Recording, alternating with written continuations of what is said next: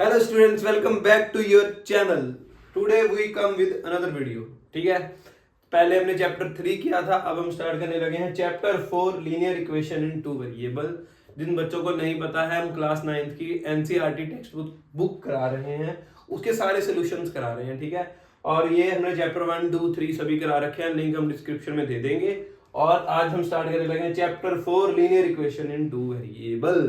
ठीक है, तो सबसे पहले तो हम समझते हैं कि भाई साहब इंट्रोडक्शन पार्ट है ये। ठीक है, कि चैप्टर का नाम का मतलब क्या है, चैप्टर में क्या क्या पढ़ेंगे, सब कुछ देखेंगे। ठीक है, चलो भाई, सबसे पहले linear equation in two variable start करने से पहले मुझे ये बताओ, दो टर्म्स होती हैं, एक होता है कांस्टेंट और एक होता है वेरिएबल। ठीक है, कांस्टेंट और वेरिएबल। कांस्टेंट और वेरिएबल में क्या फर्क होता है सर? कांस्टेंट वो उन नंबर्स को कहते हैं जो एक्चुअल में जिनकी वैल्यू चेंज नहीं होती, जिनकी वैल्यू फिक्स हो। जैसे मैं बोल दूं 5, 10। इन शॉर्ट, मैथ्स में जितनी भी काउंटिंग होती है ना, 1, 2, 3, जितने भी काउंटिंग नंबर है सभी क्या होते हैं? कांस्टेंट होते हैं।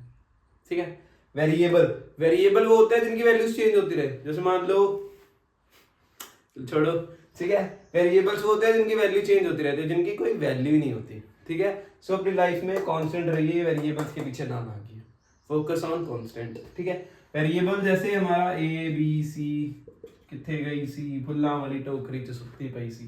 ठीक है, कांस्टेंट और वेरिएबल्स।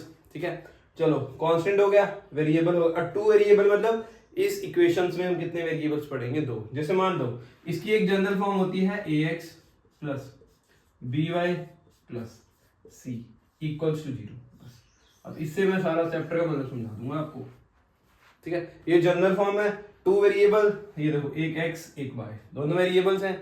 ठीक है, इक्वेशन क्यों कह रहे हैं? क्योंकि देखो एक इसमें लेफ्ट हैंड साइड है और एक इसमें राइट हैंड साइड है, बीच में इक्वल्स टू है ना।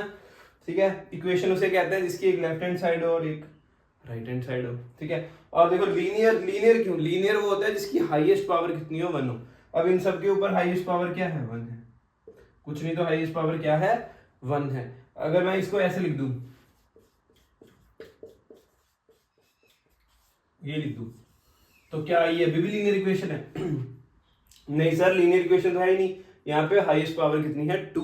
तो जिसकी हाईएस्ट पावर होती है 2 वो क्या होता है? क्वाड्रेटिक होता है। ठीक है, जिसकी हाईएस्ट पावर 1 वो लीनियर, जिसकी हाईएस्ट पावर इन डिग्री 2 हो उसे हम क्या कहते हैं? क्वाड्रेटिक। और जिसकी हाईएस्ट पावर 3 हो, जैसे मान लो एक में लिखो 3x cube plus 2y equals to 5। अभी देखो दो वेरिएबल भी हैं, लेफ्ट हैंड साइड और राइट हैंड साइड भी है, और लेकिन हाईएस्ट पावर क्या है? 3 है। तो ये क्या है? क्यूबिक। ठीक है, लीनियर जिसकी हाईएस्ट पावर 1 हो, क्यूबिक जिसमें हाईएस्ट पावर 3 हो, क्वाड्रेटिक जिसकी हाईएस्ट पावर 2। ठीक है, चलो ये था हमारा बिल्कुल थोड़ा थोड़ा बेसिक हो गया। ठीक है, ये पहली एक्सरसाइज में भी कुछ यही सब है। ठीक है, और एक चीज यहाँ पे लिख देता हूं, coefficient of x, coefficient of y. ठीक है, x का कोएफिशिएंट क्या है? कोएफिशिएंट वो होता है जिस नंबर का कोएफिशिएंट पूछा हो उसको छोड़ दो, बाकी जो नंबर बचा हमारा क्या है? कोएफिशिएंट। जैसे x है, x का कोएफिशिएंट पूछा है, x को मिटा दो तो बचा क्या यहाँ पे? a होगा। कोएफिशिएंट ऑफ y क्या होगा? जी b होगा। ठीक है, अब यहाँ पे अगर एक क्वेश्चन और आता होता है पेपर्स में कि यहाँ पे मैं आपको एक टर्म लिख दूं। ठीक है, जैसे मान लो एक लीनियर इक्वेशन लिख देता है, जैसे मान लो 3x minus 2y plus 5 equal to 0। ठीक है, अब इसमें वो पूछता है कि ए बी सी की वैल्यू बताइए क्या है। ठीक है, ए की वैल्यू क्या है, बी की वैल्यू क्या है और सी की वैल्यू क्या है। ठीक है, अब देखो जो तो कोएफिशिएंट ऑफ एक्स है वो क्या है? हमारा ए है। एक्स का कोएफिशिएंट कौन है? 3, तो ए की वैल्यू क्या आ गई? 3। ठीक है, और जो कोएफिशिएंट ऑफ वाई है उसकी वैल्यू है बी। देखो वाई के साथ कौन है? -2। ध्यान से देखना बच्चे, ना सिर्फ 2 लिख देते हैं, यहाँ पे 2 नहीं आएगा, यहाँ पे -2 आएगा। ठीक है, और सी वो होता है जिसके साथ कोई वेरिएबल नहीं होता। सी मतलब कांस्टेंट, जैसे ये रहा 5। ठीक है, इतना आसान है देखो। ठीक है, एक इक्वेशन दी, इसमें मैंने आपको बताया ए क्या है, बी क्या है, सी क्या है। Linear equation in two variable का मतलब क्या है। ठीक है, और इसमें मैं आपको एक क्वेश्चन और बता देता। ठीक है, एक और कर लेते हैं हम, जैसे 4x स्क्वायर प्लस, स्क्वायर नहीं करेंगे क्योंकि हमें क्वाड्रेटिक इक्वेशन है नहीं, 3y इज इक्वल टू 5। ठीक है, 4x plus 3y is equal to 5। अब इसमें देखो पहले इसको जनरल फॉर्म में बनाओ। जनरल फॉर्म क्या है, ax plus by plus c है ना जनरल फॉर्म। तो पहले इसको जनरल फॉर्म में बना लो। इक्वल्स टू के इधर है, इसको हम इक्वल्स टू के उधर ले जाएंगे। तो ये बन गया 4x plus 3y minus 5 equals to 0। ठीक है, और a की वैल्यू यहाँ पे हमारी क्या हो जाएगी, देखो a की वैल्यू हो गई 4, b की वैल्यू हो गई 3, c की वैल्यू हो गई -5। उधर प्लस था, इधर आके माइनस। ठीक है, उम्मीद करता हूं यहां तक आपको समझ लगा होगा। इसके बाद में और हम ना टॉपिक के सिर्फ इंपॉर्टेंट पार्ट करेंगे। ठीक है, तो उम्मीद करता हूं यहां तक आपको बहुत अच्छे से समझ लगा होगा। अब मैं चलता हूं इसका सबसे इंपॉर्टेंट पार्ट, जब वो कहते हैं कि फाइंड 4 सोल्यूशन। कोई भी एक इक्वेशन दे देंगे और उसके बोलेंगे 4 सोल्यूशन निकाल दो। ठीक है, पहले इसका स्क्रीनशॉट लो, फिर मैं आपको मिलता हूं। तब तक मैं चलता नीचे। चलो जी, अब हम चलते हैं अपने अगले क्वेश्चन की ओर। ठीक है, अगला 3x plus 4y is equal to 12। ये आपको एक इक्वेशन दे रखी है, इसके हमें 4 सोल्यूशन निकालने होते हैं। ठीक है, वैसे ही क्वेश्चन में आता है, पेपर में क्वेश्चन आता है कि बताइए, आपको ना एक इक्वेशन दे देंगे और बोलेंगे बताओ इस इक्वेशन में हम कितने सोल्यूशन निकाल सकते हैं। मान लीजिए ये एक पर्टिकुलर सोल्यूशन है, तो इसमें हम कितने सोल्यूशन निकाल सकते हैं। तो इसका आंसर होता है इन्फिनिटी मैनी। ठीक है, इन्फिनिटी मैनी सॉल्यूशंस। ठीक है, इस इक्वेशन के जितने मर्जी सॉल्यूशन निकालते रहो। उन्होंने मतलब बुक वालों ने हमको सिर्फ 4 बोला है। अगर 3 बोलते हम 3 भी निकाल देते, 10 बोलते तो हम 10 भी निकाल सकते थे। ठीक है, क्यों, क्योंकि इसके इक्वेशंस कितने होते हैं, सोल्यूशन कितने होते हैं, इन्फिनिटी मैनी। मैं आपको बताता कैसे निकालते हैं। देखो, सबसे पहले let x equal to 0। x की वैल्यू कुछ भी मानो, 0 थी तो 0 मानो, 5 थी तो 5 मानो, करोड़ थी तो करोड़ मानो, मतलब जो x की वैल्यू है ना, x की वैल्यू को वो मानो।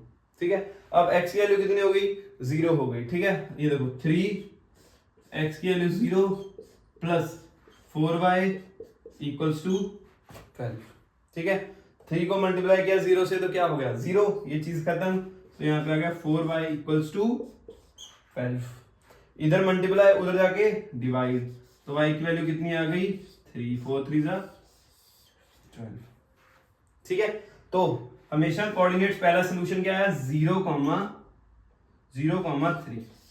ठीक है, x की वैल्यू जब 0 थी, y की वैल्यू कितनी आई 3 आई। ठीक है, x की वैल्यू क्या है, यहाँ पे x की वैल्यू है 0। ठीक है, वो एक शायरी नहीं सुनी आपने, मैंने याद सुनी थी कि कहते हैं कि जब उनके बारे में सुना तो वो करोड़ के थे, जब हम उनसे मिले आके तो उनकी कीमत लाख हो गई। ठीक है, जब उनके बारे में सुना तो उनकी कीमत करोड़ की थी, फिर उनसे जब हम मिले तो उनकी कीमत लाख में हो गई, फिर जब उनके साथ जब वो चले तो उनकी कीमत 100 हो गई, और जब उनसे विचरे उनकी औकात 0 हो गई। ऐसा था कुछ, अब मैं भूल गया अच्छे से। ठीक है, भूल गया अच्छे से। चलो ठीक है, ये x की वैल्यू 0,3 आ गई। अब y की वैल्यू 0 ले लो, मतलब ये आसान है, आपकी मर्जी है, x की वैल्यू जो मर्जी लेते जाओ, y की वैल्यू जो मर्जी पुट करते जाओ। ठीक है, मैं 0 और x 0 की ले रहा क्योंकि थोड़ा क्वेश्चन आसान हो जाता है। ठीक है, ये देखो 3x प्लस 4y की जगह क्या आ गया 0 इक्वल्स टू 12। 4 0 सा 0, 3x इज इक्वल टू 12, 3 की कटिंग करी 12 से, तो x की वैल्यू कितनी आ गई 4।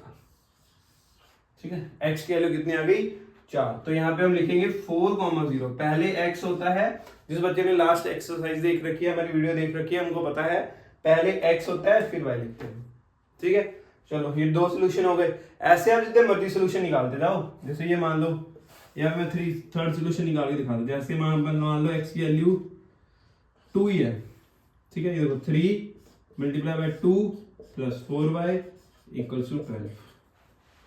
ठीक है, 3 2 जा 6, इधर प्लस उधर जाके माइनस, 12 माइनस 6। ठीक है, फिर 4/12 माइनस 6 सर जी 6, इधर मल्टीप्लाई उधर जाके सर जी डिवाइड, तो ये आ गया 6/4, और इसकी कटिंग करोगे तो आ गया 3,2।